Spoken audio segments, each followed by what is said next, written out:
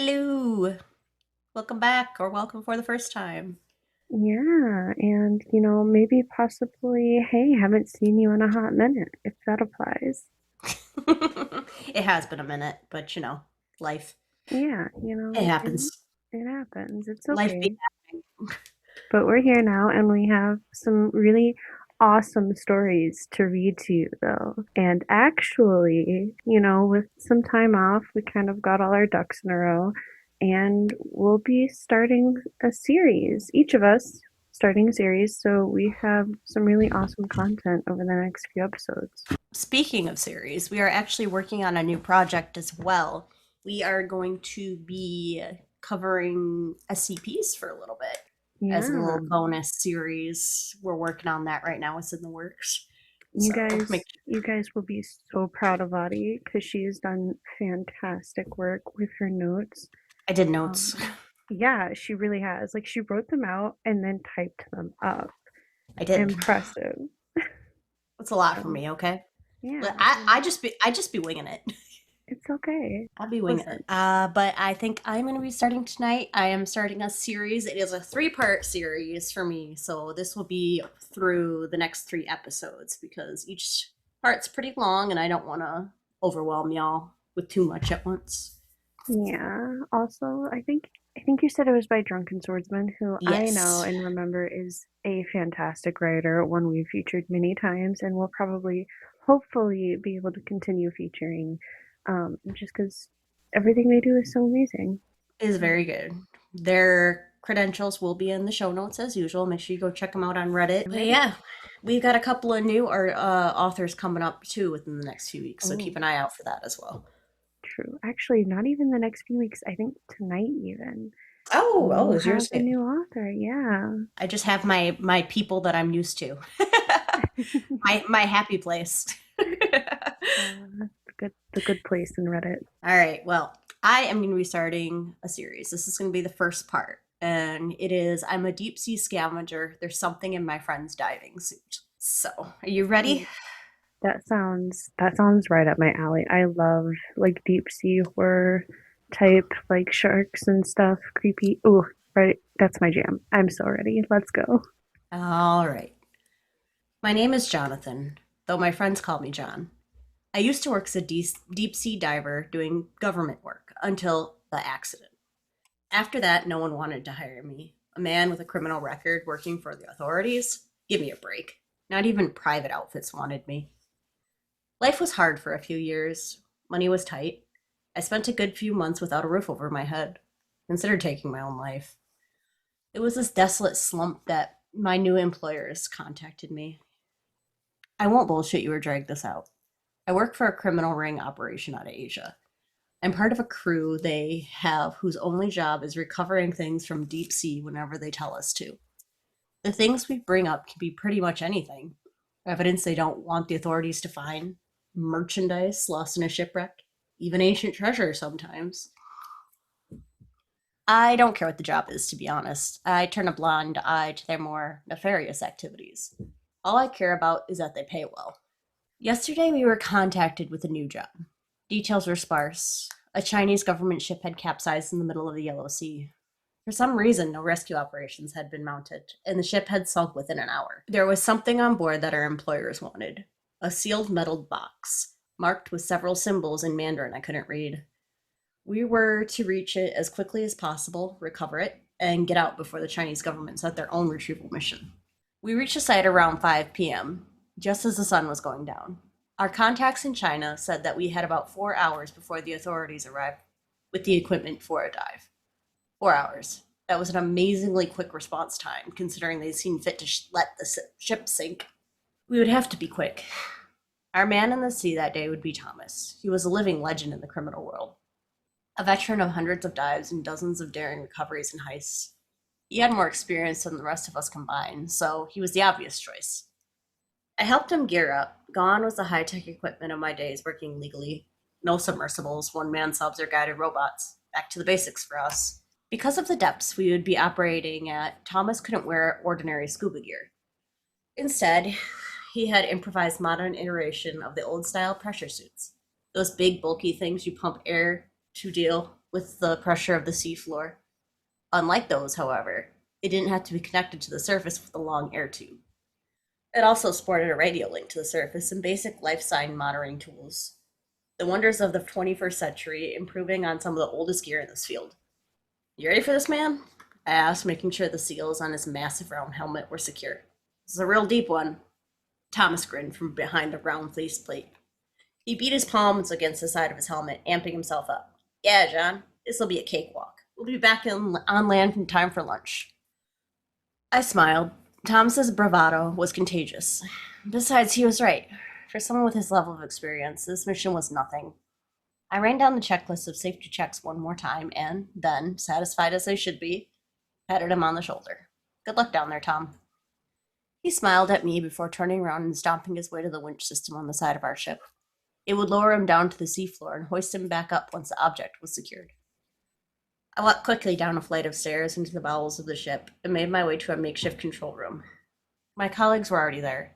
Lee, a former Chinese deep sea scientist, and Haley, another diver-turned-criminal like me. The four of us, including Thomas, made up the skeleton crew of the ship. Everything set? Asked Haley. She'd be manning the radio today. Yeah, he's ready, I answered, taking a seat at one of the two computers we had in the control room. On screen was a blueprint of the ship we'd be stealing from, the Yao-hai. I didn't ask how we acquired this information. It was my job to navigate Thomas through the vessel to his target, nothing more. Across the table, Lee gave me a thumbs up. He'd be monitoring Thomas's vitals and oxygen levels today, as well as operating the winch. All set here, he said. Haley, contact Thomas. We're ready. Haley thumbed the radio and brought the microphone to her mouth. Tom, this is Haley. Ready for insertion? Ready, came the crackling response. Send me down. Roger that. Lee triggered the winch controls. There was a whir of metal resonating through the ship. Thomas's depths reading began dropping. It took him 15 minutes to reach the bottom. We kept in contact throughout, getting updates periodically. Everything seemed to be working. Finally, Thomas reached the seafloor. Status, Thomas, Haley said. Can you see the target? Roger that, Thomas answered. You guys lowered me right next to her. Good job. On what side are you? I asked, scanning the blueprints. Haley passed the question along. I'm actually standing next to the deck. The Yao-hai landed port side up when we reached the bottom. Okay. Look for the control cabin. I see a short path to the cargo room from there. I navigated Thomas through the ship. He really lived up to his legendary status. Operating in pitch blackness with just a helmet-mounted lamp, he made quick progress through the vessel, reaching the cargo hold in only 20 minutes. Can you see the target? Haley asked. Steel box, yellow writing on top? Negative. There's something in the water, some sort of dust or brine or something. I can't see much. Give me a minute. We waited for about 30 seconds. Finally, the radio crackled to life again. I can see it. You won't like this, though. It's open. The impact must have broken the seals. Lee swore under his breath. Shit. Is there anything around you? Anything that could fit in the box? Maybe we can still recover it. It's be something at least. No, nothing here. Hang on, I'm seeing something. There's some... The radio buzzed loudly with interference. Haley frowned. Thomas's voice cut back in, barely comprehensible with static. His voice, usually calm and collected, was suddenly tense. God, what? Without warning, the radio cut out completely. Silence fell in the control room. Thomas? Thomas, come in, Haley called out. No answer. What the fuck? I asked. What just happened? I don't know, Haley answered. The signal disappeared. Lee, vitals? Same thing, answered Lee, leaning forward and scanning his screen. 1 second, I could read him loud and clear. The next, nothing. What do we do? I asked. What do we do? I asked. We've got, 3 hours till the Chinese get here? Haley was fiddling with the radio, trying to regain contact. I don't know, she answered me over her shoulder. If we can't get him back on the radio, we'll have to send someone down after him. They can't find him down there. It's evidence we were here. I cursed under my breath. For some reason, I didn't want to go down into the water after Thomas. The way he had sounded before his signal had gone suddenly dead Somehow it scared me badly. The radio crackled to life. Haley whooped, Lee grinned. Thomas, do you read me? Haley asked. I read you, Thomas answered. I frowned. Something about his voice or his intonation seemed off. Like he was doing his best to remain calm, but only just managing it. What's happening down there? Did you find the objective? No, nothing down here. I'm coming back now. Prepare to wrench me up. There it was again, unmistakable this time.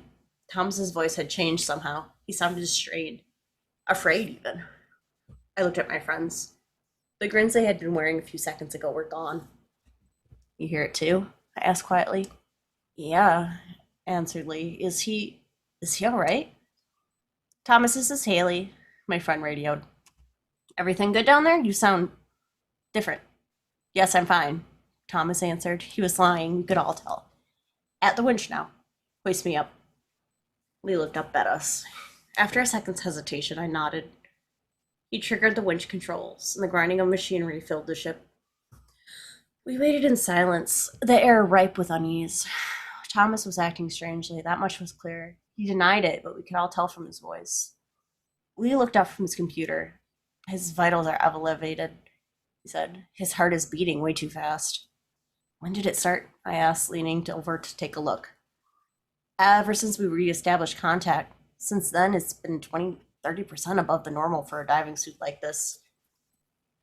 What the hell is happening down there? Haley muttered to herself. On the radio, Thomas was silent, clicking his tongue impatiently the whole time. His depth reading went up as he neared our ship. Finally, we exited the control room and went up to deck. The sea parted and the bulky shape of Thomas's diving suit hit the surface, streaming water behind it.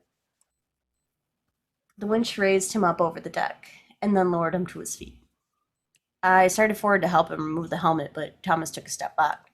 Thomas, what? I began, confused. I think I'll keep the suit on for now, he said, his voice hollow but firm. He looked at me unblinkingly. I realized he was dead serious. I frowned in confusion. Why? I'm keeping it on, he repeated. Is everything all right, Thomas? Lee asked carefully. What happened down there?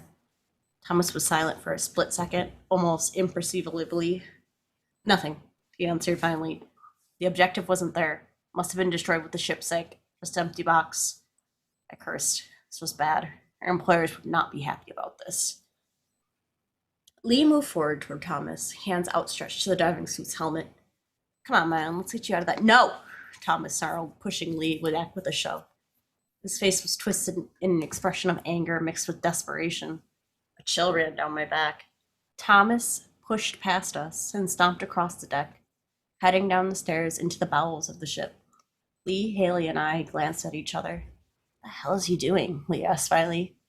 I shrugged helplessly. I have no idea, man. Something's wrong, though. Really wrong. Let's just try to keep calm, Haley said. I'll try to do some magic on the computer, find out what happened when the radio went dead. Lee, make us ready to get underway. I want to be far, far away from here when the government arrives. John, get below deck, find Thomas, and try to find out what the hell happened down there. My anxiety abated somewhat. She was right. Something strange was going on, but we needed to stay cool if she wanted to make sense of it all. Lee rushed off to prepare the ship for departure. Haley patted my shoulder reassuringly and ducked into the control room. Taking a deep breath, I stepped down the stairs into the ship. It didn't take me long to locate Thomas. Our ship wasn't very big, and he had left a trail of water behind him. I found him in the storage room, sitting on top of a large container, back against the wall. Hey, man, I said, trying to fake calmness I didn't feel. Everything all right? He looked up at me. His eyes were wild, darting around the room. Yeah, John, I'm good. So, what's with the suit, man? I asked, trying to sound nonchalant. I didn't know if he was thinking straight. The last thing I wanted to do was provoke some violent reaction by scaring him or sounding threatening. Thomas brought his hands up in front of him. I may have to go back down once the people in charge find out we didn't retrieve anything. Might as well be prepared for it. As he talked, he moved his hands in front of himself, miming the motion of writing on a piece of paper. I looked up. His eyes were desperate, pleading. Yeah, sounds good, I said absently, my mind racing, trying to figure out what he was trying to tell me. Thomas's hands kept moving, writing on the non-existent piece of paper. Understanding hit me like a flash of light. I rummaged around in my pockets looking for the items he wanted. Someone should call them, tell them what's up, Thomas continued, hands never stopping their silent movement. Finally, I produced a folded sheet of paper and the stub of a pencil. I handed them to him. He began writing. The gloves of the diving suit made him clumsy. His eyes never left me. You sure you're all right, Thomas? I asked again, trying to fill the silence. He slid the piece of paper towards me, smiling forcefully. Never better. I looked down at the writing. Help me. It's in my suit. And I scanned a print button. Oh my goodness. I love the suspense. I love the cliffhanger. But That's a really good cliffhanger. I have one thing to say. Tom, this is Haley, ready for insertion. I ugly cackled. Just actually. I also had a thought while you were reading, and they were like the clicking the tongue. I'm like, what if it was like low key? He was trying to do Morse code, but none of them understand Morse code. Well, But if they're like, he just keeps clicking his fucking tongue, and he's over here like desperately like, help me, there's something in my suit. well, I guess we'll have to see what happens in the next part. I also want to know how it got in his suit. Yeah, that's weird. I don't know how that would happen without Like, like the water did getting he in there, take his suit off down there and then put it back on? but he got too warm. I guess something happened. Opened his window. That was good though. I'm looking forward to the next part. Yes, he's good. Yeah, It's a very good me too. cliffhanger. I mean, Drunken Swordsman. He's a good writer, you know. One of my favorites for sure. All right, you ready for mine? I am ready. Okay, so I'm gonna do part one and part two together, and this one is from a new artist. I'm really excited that they allowed me to read this story. So it's I Keep Seeing Myself Around Town, and it's by ImFunerals or Funes, and you can find them the link to the subreddit and the story, both parts one and two, will be in the show notes. Are you ready? I'm ready. Let's All go. right. So I found this on the No Sleep. Very spooky, very creepy. And once again, I keep seeing myself around town. This is part one. I have a good memory. I don't mean that to boast. It's just meant for context. Because context matters a lot here. And I need you to understand that what I'm about to describe is not some sleep deprivation bullshit or anything like that. I've always had a good memory. I've always remembered faces, names, hyper-specific conversations, or even how the lights come in through a window in my attic at noon 6 years ago, which I have no reason to remember, but I do anyways. My girlfriend finds it charming and calls it my party trick. My boss always found it creepy, but I've never really thought much about it either way. It got sharper about 2 months ago.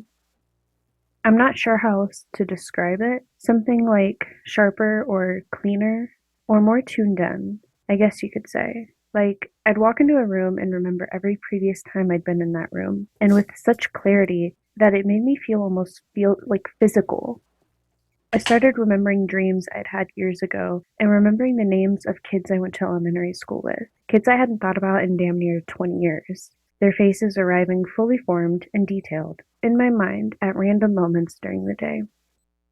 I mentioned it to my girlfriend, Sasha, and she just said it sounded like my brain was finally working properly and joked about it. I just laughed along. This was all before the news footage. I moved to this city about 14 months ago. I moved here from the big city, I'll call it, for a job that turned out to be just fine, but not great. The kind of job you keep because leaving requires way, way more energy than staying. It's a small city. You learn the streets quickly, and you can easily start recognizing faces at the coffee shop, or at the grocery store, or at the train station on your morning commute. I was watching the local news on Thursday evening. I'd recorded it before heading to work. Something about a zoning variance a few blocks over. Just letting it run in the background while I made dinner. The reporter was standing on a street corner doing her segment, and behind her, on the sidewalk, People were walking past it, those stiff, awkward walks that people do when they realize there's a camera nearby. I wasn't really watching it until a man walked left to right behind the reporter with his hands in his pockets. And I thought in a half second before my brain even realized, why am I on the news? I put the spatula down and immediately rewound it.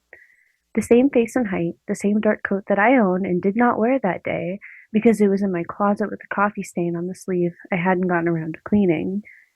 He walked through the frame in about 4 seconds, not really looking at the camera much. I watched it 6 more times. I want to be careful here because I know how this sounds. And I know that the explanation that's already forming in everybody's head, just someone who looks like me, just a coincidence, doppelgangers are more common than people think. There are studies about this.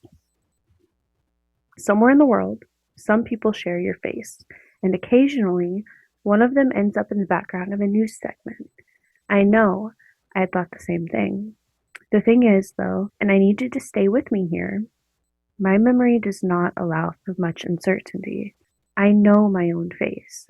I know the way my jaw sits, and I know the way my nose bends slightly to the left from a break I got in high school that never set right, or the specific shape of my hairline. I know these things not because I'm vain, but because a good memory includes the things you see every day, whether you want to remember them or not. That was me, in a coat that I own, on a street that I've walked down, on a Thursday that I spent entirely at work and then at home. I told Sasha and she watched the footage. She was quiet for a moment, and then she said it was probably just someone who looked like me, and that she went to bed because it was late and she had an early morning. I stayed up until nearly 2 replaying it. Here's the thing about a sharp memory that I'm only now beginning to understand. Most people, when they see something disturbing, at least have the mercy of imprecision. The details eventually soften, and the memory becomes impressionistic. They remember that they saw something strange, but they don't remember every frame of it in perfect fidelity. And that softening is what allows them to eventually decide they imagined it, or exaggerated it, or simply let it recede. I don't get that luxury. I watched the footage 17 times before I turned off the TV. I have not watched it for 6 weeks, and I remember it as clearly as if I'm watching it right now. The fucking grain of the footage, the color of his coat, my coat, the angle of his head, or the way he walks. And here's the part I keep coming back to. The part I couldn't articulate until I had replayed it in my memory enough times to isolate it. The way he walks is not right. Like, it's close, it's very close, but there's just something in the movement that's slightly off in a way that I can't fully name. Like someone who's studied how I walk and gotten 95% of the way there. I'm posting this because I need it out of my head. And living somewhere else for a while, I've been sitting on it for 6 weeks, trying to talk myself out of it, and I can't because my memory will not let me be imprecise about what I saw. And what I saw was my own face on a street I walk down regularly in a coat I own on a day I was somewhere else entirely. Something else happened this morning that I thought I could ignore but couldn't, and I think I need to write that down too. I'll put it in the next update. Actually, wait, I'll tell you in the morning. If I don't, I'll just keep turning it over, and it'll eat me alive. I was at the coffee shop 2 blocks from my apartment. I ordered my coffee and moved to the end of the counter to wait, and looked out the window. He was standing on the opposite sidewalk, just standing there with his hands in his pockets, looking at the coffee shop, at the window, at me. He was wearing the coat, and I could see from across the street, even through the glass, that the sleeve was clean. I left my coffee on the counter and forced open the door. By the time I got across the street, he was gone, and the sidewalk was empty in both directions. I stood there for a while, then I went back inside and got my coffee because I didn't know what else to do. I've been going back and forth about whether or not to post this update because I know how the first part read, and I know that what direction people's minds went, and I'm aware that this part is going to push those people further in the same direction, and I genuinely can't do anything about that. So here's what's been happening. The memory thing has gotten worse, or more. I genuinely don't know which word fits anymore. It started as just sharpness. As I described before, it felt sort of like a superpower at first, you know? Like my brain had finally shifted into a higher gear and just stayed there. Now it's something else. It started bringing in things I have no business remembering. Yesterday I was walking to work, and I passed the laundromat on the corner of my block, which I've walked past maybe 300 times without a second thought. And I got hit with a memory of what the corner looked like before the laundromat was there. Just a concrete lot, a chain link fence, and a hand painted sign that said parking $2. I've never seen that lot before. I moved here 14 months ago, and the laundromat has been there for at least a decade, from what I was told. I googled it when I got to work, found a local neighborhood blog post from 2013 complaining about the new laundromat being built there and mourning the loss of the parking. When I went to the images, the parking lot looked exactly the way I remembered it. I don't know what to do with that. The worst one was the carnival. There was a flyer stapled to a telephone pole on my walk home around 2 weeks ago. It was sun-bleached and half-peeled, the kind of thing you'd walk past 100 times without registering. I registered it, and to be honest, I don't know why. I stopped and looked at it, and it was just a big standard traveling carnival advertisement, faded enough that most of the text was gone, just an illustration of a big top tent with some black lettering that said, "Marvel at the impossible," and a date that had already passed by several months ago. And then I was somewhere else, almost like a daydream, or I guess a more accurate way to describe it would be like a door opening. I was in a crowd, pressed in close, and the air smelled like sawdust and something sweeter underneath it that I couldn't place. And everyone around me was pushing forward towards something I couldn't yet see. And there was a man's voice carrying over all of it, loud and very theatrical, saying, "Ladies and gentlemen, I present to you our savior." And the crowd surged, and I surged with it because I was in it. I was part of it. I wanted to see, and then I saw. A cage that was no bigger than 4 feet by 4 feet. There was a man inside it. I remember in painstaking detail just how thin he was, with a crown of thorns at his scalp and dried blood along his jaw, his chest struggling. He looked up at me with recognition. I came back to the telephone pole with my hand pressed flat against it and a woman asking me if I was okay. And I said, "Yes, I think so," and she walked away looking unconvinced, but I can't blame her. I don't think I even convinced myself. I stood there for a while. The flyer said the carnival had moved on. I don't know where it goes next. Sasha noticed something was off earlier tonight and asked me about it. I tried to explain the laundromat thing, and she looked at me the way people look at someone when they are deciding whether to be concerned or dismissive. And she ultimately landed on dismissive, which was probably the right call for her own peace of mind. And so I didn't tell her about the other stuff. About him. He was outside our building when I got off work. I came around 7:45 and he was across the street, which I'm noticing is becoming a pattern. Him across the street, in the coat, hands in his pockets, watching the building. He wasn't really looking at me specifically when I came out. He was looking at the building like he was trying to memorize it. When my door opened, he turned, and we made actual eye contact for the first time. I've been trying to figure out how to describe that moment accurately without sounding like I'm writing a horror story, and the best I can manage is this. It didn't feel threatening. It felt like running into someone you've known a long time. It felt like running into someone you knew a long time ago in a place you didn't expect to see them. The recognition felt mutual. I could tell from across the street that he recognized me the same way I recognized him, which should have been obvious given what he looks like, but the specific quality of it was different from what I expected. He didn't look surprised. He honestly looked like he'd been waiting for me to notice. Across the street, I know, but I was already moving before I finished the thought, and I think part of me needed to close the distance more than I needed to be sensible about it. He didn't run this time, thankfully. He stayed where he was, and he let me come to him. Up close, the wrongness I'd noticed in the news footage was more pronounced. His face is my face. The jaw, the nose, the hairline, all of it matching in a way that goes past condescending into something I can't fucking name. But his eyes were wrong. Just the quality of them. The way they moved. He said something before I could say anything. His voice was mine, which I somehow hadn't fully prepared for some reason, and he said, "Have you started remembering too?" For a second I thought he meant the laundromat, or the carnival, or any of the other things I had been trying to pretend are explainable even though I know they aren't. I said yeah because it was true, and because I couldn't think of anything else to say to my own face. He looked at me for a second, and like he was trying to figure something out, or like I'd done something he wasn't expecting. "Okay," he said, and just that. We stood there for what felt like a lot longer than I'm sure it was, and at some point, I noticed the tree on the corner, the way I could see every single leaf on it individually. each one separate and distinct from the ones around it. I could see every vein, every color variation, each one its own specific thing rather than just part of a tree. I don't know how long I stood there doing that. I've never been able to do that before. How long have you lived here? He said, pulling me back. 14 months. He nodded slowly, and something in his expression shifted, but I couldn't read it. What's your name? I said, even though I already knew. I just needed to hear him say it anyway. Ren, he said. Yeah. He looked down at the sidewalk and then back up at me, and I could tell he was deciding something. The laundromat corner. You remember what was there before? It wasn't a question. It was a parking lot, I said, with a chain link fence and a hand painted sign. He nods again. A carnival? I said. I could see his jaw tighten just slightly. Yeah.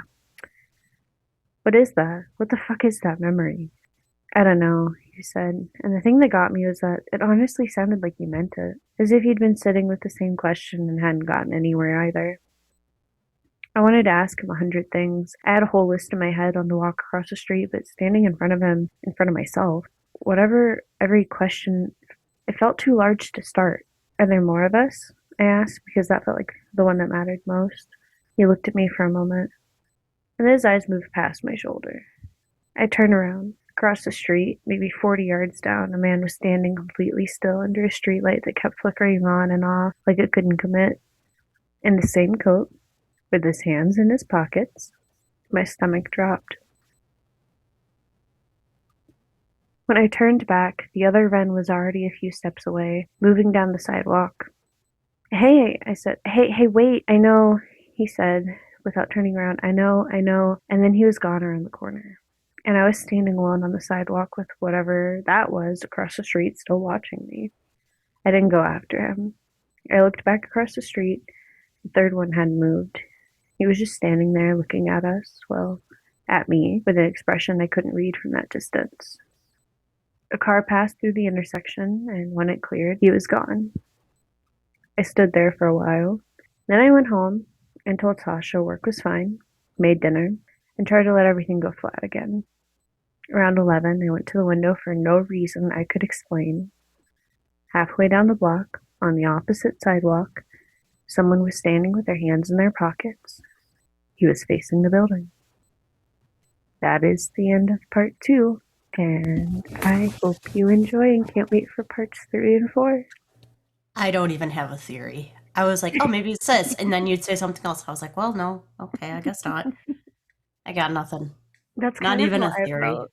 Not even a theory. Because I'm That's like, oh, maybe it's like the future or it's like parallel universe or mm-hmm. I got nothing. I don't, because I was like it's got to be some like creepy horror, like doppelganger, like type But then he shit. was like totally And then chill. there's a third one. Yeah, he's like so chill. And then there's a third one, and it's like, what the fuck? But I like it. I love the pacing of it.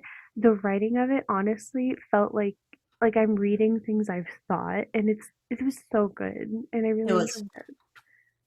definitely.